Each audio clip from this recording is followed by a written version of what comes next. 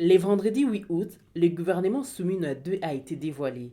Annoncé par le président Félix Tshisekedi en février, ce remaniement a été précédé par des consultations menées en mars par son conseiller spécial en matière de sécurité, Cachemire et Bérande Kolongele. Voulu comme un gouvernement d'union nationale dans un contexte de conflit dans l'est du pays, il s'en éloigne pourtant largement dans sa composition. Que peut-on vraiment attendre du gouvernement Soumina 2? Bonjour, je suis Ange Makadingoy, chercheuse à Eibouteli. Vous écoutez le 32e épisode de la saison 5 de Ponabiso, capsule audio des Bouteli et du groupe d'études sur les Congo GEC. Chaque semaine, ce podcast vous présente notre opinion sur un sujet d'actualité en RDC.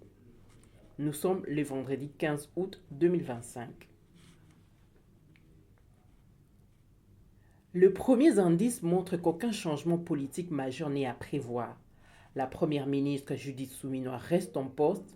Le programme gouvernemental voté en juin 2024 va donc se poursuivre.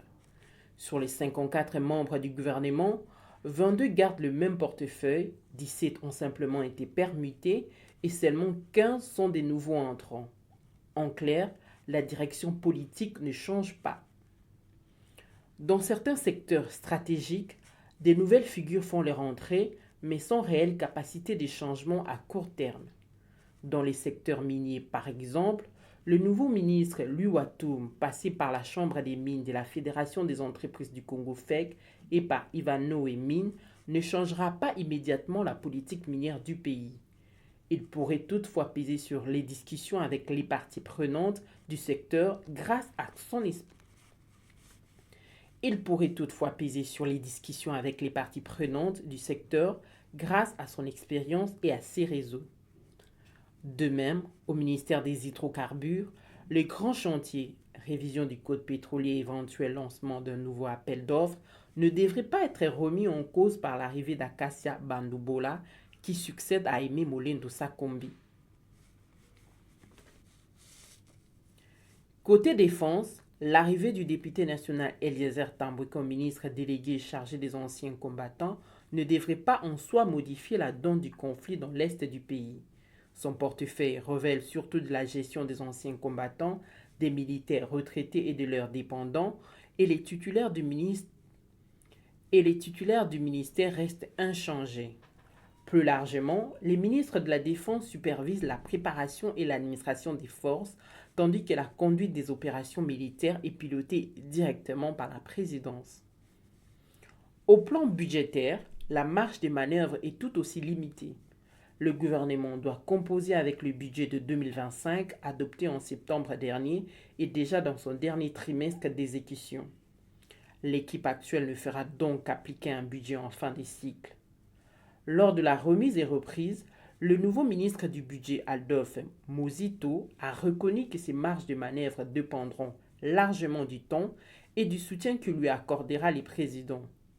Et selon les calendriers budgétaires, l'élaboration du budget pour l'exercice 2026 a commencé en juillet, la conférence budgétaire se déroule depuis début août et les projets de loi des finances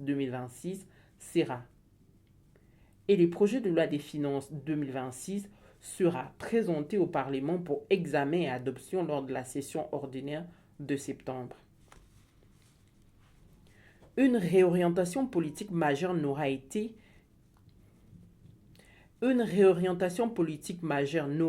envisageable qu'avec l'entrée du Une réorientation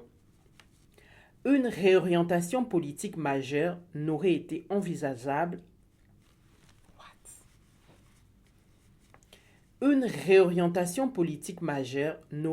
envisageable qu'avec l'entrée des figures issues de l'opposition susceptibles de modifier l'équilibre politique ou encore avec la nomination d'un nouveau Premier ministre. Or, aucune personnalité majeure de l'opposition n'a accepté de rejoindre l'équipe, conditionnant toute participation à la tenue préalable d'un dialogue national.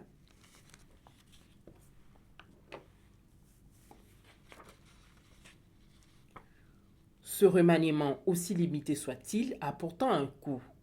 En dehors des frais d'installation, les ministres sortants ainsi que leurs cabinets respectifs percevront l'équivalent des 6 mois de salaire, ce qui pourrait représenter plusieurs centaines de milliers de dollars. Dans un contexte de crise politique et sécuritaire marqué par des appels au dialogue et divers processus de négociation pour résoudre les conflits dans l'est du pays, ce remaniement n'apporte pas des caps nouveaux.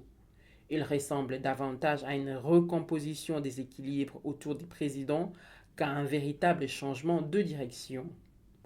En attendant, rejoignez notre fil WhatsApp en envoyant JEC ou Ebouteli au plus 243 894 110 542 pour recevoir Ponabiso chaque vendredi sur votre téléphone. À bientôt!